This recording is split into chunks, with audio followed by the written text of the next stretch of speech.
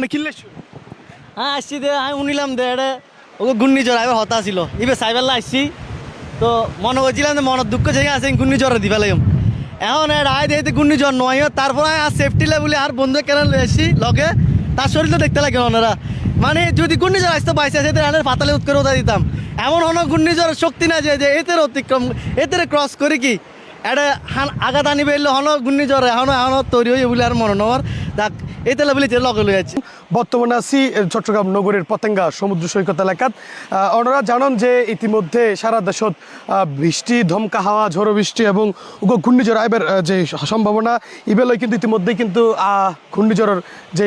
প্রথম শুরুর দিকে যে অবস্থান তাহে ইয়ে কিন্তু ইতিমধ্যে শুরু হয়ে গিয়ে পতেঙ্গা সমুদ্র সৈকত মোটামুটি উত্তাল প্রচুর বাতাস এবং বাতাসের কারণে যে মোটামুটি একটা থিয়েবের যে অবস্থা ইয়েও মোটামুটি নাই হইলেই চলে প্রচুর পরিমাণ বাতাস বর এবং সকালতুন সারা দেশতেই কিন্তু বৃষ্টি শুরু হয়ে অনরা একটু করে আরও যদি জানা লাহি বঙ্গোপসাগরত সৃষ্ট হওয়া যে নিম্নচাপ ইতিমধ্যে গভীর নিম্নচাপে পরিণত হয়ে আজ বৃহস্পতিবার বেলা 2টার দিকে আবহাওয়া অধিদপ্তরের আবহাওয়া বিশেষজ্ঞর বিজ্ঞপ্তিত এই তথ্য জানানো হয়ে আজ বিকেলের দিকে এবার ভারতের পশ্চিমবঙ্গ বাংলাদেশের উপকূল অতিক্রম করতে পারে বলে ওই বিজ্ঞপ্তিত কিন্তু জানানো হয়ে এবং অনরা আরেকটু আরও যদি হইলাহি আবহাওয়া অফিসের যে বিজ্ঞপ্তির উপর ভিত্তি করে উত্তর পশ্চিম বঙ্গোপসাগর এবং তৎসংলগ্ন এলাকাত অবস্থানরত যে নিম্নচাপ আরও ঘনীভূত হয়ে গভীর নিম্নচাপে পরিণত হয়ে এবং বেলা 12টার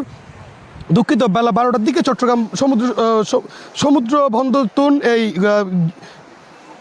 নিম্নচাপ 375 কিলোমিটার এবং দক্ষিণ পশ্চিমে কক্সবাজার 385 কিলোমিটার এবং মংলা সমুদ্র বন্দর 170 কিলোমিটার এবং পশ্চিম ও পায়রা সমুদ্র বন্দর 210 কিলোমিটার দক্ষিণে অবস্থান করেন এবং আরও যদি ওনারা একটু হইবে কিন্তু উত্তর দিকে অগ্রসর হয়ে আজ সন্ধ্যার পরবর্তী সময়ে ভারত এবং পশ্চিমবঙ্গের সাগরদ্বীপ ও বাংলাদেশের কেপুরপাড়া অঞ্চল দিয়ে কিন্তু অতিক্রম করিবার সম্ভাবনা আছে। গভীর যে নিম্নচাপ যেভাবে 45 ঘন্টার মধ্যে বাতাসের একটানা গতিবেগ 50 কিলোমিটারেরও বেশি জিয়ান মোটামুটি ইতিমধ্যে এরা লক্ষ্য করতে পারে এবং প্রচুর পরিমাণ বাতাস কিন্তু পতেঙ্গা সমুদ্র সৈকত এলাকাত এটা কয়েকজন এসি তারা লয় আর একটু হতা হই তারা কিনলে এসে। আচ্ছা ভাইয়া নতুন জানতাম চাই আসলে কিনলে এসুন না একটু আমরা আসছি মূলত শুনছি যে শক্তি ঝড় আসতেছে একটা এটা দেখার জন্য, কিন্তু এখানে কোনো শক্তি তো নাই, কোনো শক্তি কোনো ঝড়ের কোনো আভাস নাই,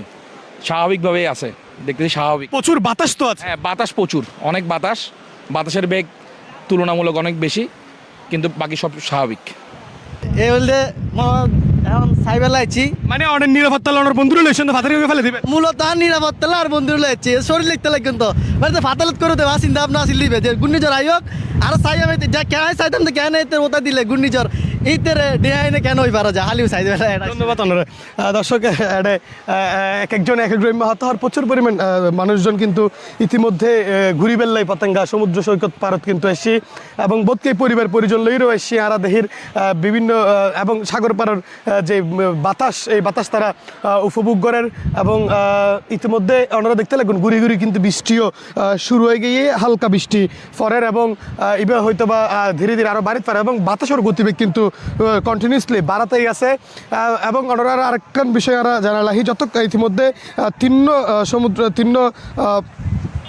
ইতিমধ্যে 3 নম্বর সতর্ক সংকেত কিন্তু দাহিত হয়ে যে বিশেষ করে চট্টগ্রাম বন্দর মোংলা এবং পায়রা বন্দর এবং কক্সবাজারের 3 নম্বর সতর্ক সংকেত দাহাবেলে হয়ে এছাড়াও বঙ্গোপসাগর তাহলে যেগিন মাছ ধরার নৌকা কিংবা টলার পরবর্তী নির্দেশ নদন পর্যন্ত তারা আসলে নিরাপদ দূরত্বে নিরাপদ জায়গায় আশ্রয় লেভেলে কিন্তু আবহাওয়া অধিদপ্তরের হয়ে গিয়ে এবং যে বৃষ্টির বলয় সৃষ্টি হয়ে এই বৃষ্টির বলয় আজ সারা দিন কিন্তু রাজধানীতে কিন্তু প্রচুর পরিমাণ বৃষ্টি হয়ে এবং অন্যান্য জায়গা তো দেশের অন্যান্য অঞ্চলে তো প্রচুর পরিমাণ বৃষ্টি হওয়ার এছাড়াও আরও যদি জানালাহি ফেনী কুমিল্লা এবং অন্যান্য আরও কিছু জায়গাত ইতিমধ্যে জোয়ারের ফানিত কিন্তু মোটামুটি বেশ কিছু অঞ্চল প্লাবিত হয়ে এছাড়াও আজ যেহেতু সারা রাতেই বৃষ্টি হবো এবং আগামী হেলো যেহেতু বৃষ্টি হওয়ার সম্ভাবনা আছে প্রচুর সেক্ষেত্রে যেগিন ইতিমধ্যে জোয়ারের ফানি তলিয়ে গিয়ে এগিন আরও বেশি ফানি হবার